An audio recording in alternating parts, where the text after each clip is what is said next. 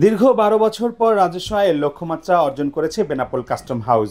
২০২৩-২৪ অর্থবছরের আমদানি পণ্য থেকে এনবিআর এর লক্ষ্যমাত্রা নির্ধারণ করা হয়েছিল ৫,৯৪৮ কোটি টাকা।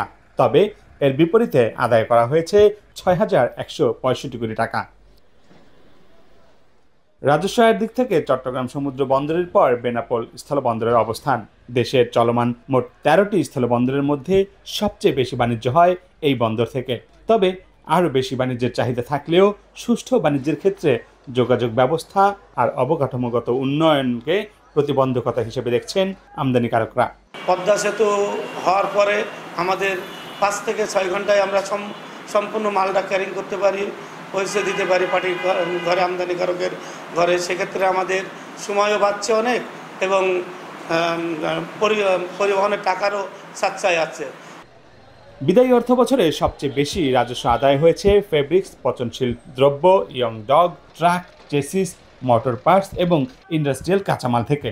আর সবচেয়ে বেশি রাজস্ব প্রদানকারী প্রতিষ্ঠানগুলোর মধ্যে ছিল power grid company BD, এসএমসিএল, Niloy ও এসএম কর্পোরেশন।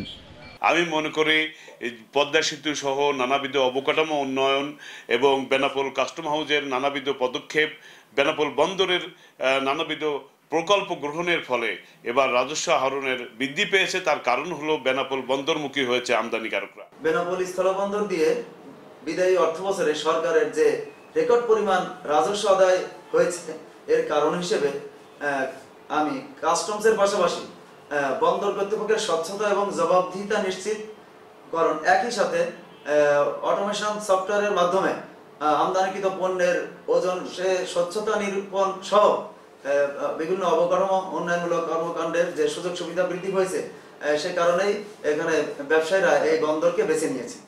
এর আগে ২০২২-২৩ অর্থ বছরে বেনাপোল বন্দরে আমদানি পণ্য থেকে সরকারের রাজস্ব এসেছিল ৫,৭৮৬ কোটি ২৩ লাখ টাকা। ২০২১-২২ অর্থ বছরে ঘাটতি দেখা দেয় ১৪৫০ কোটি টাকা।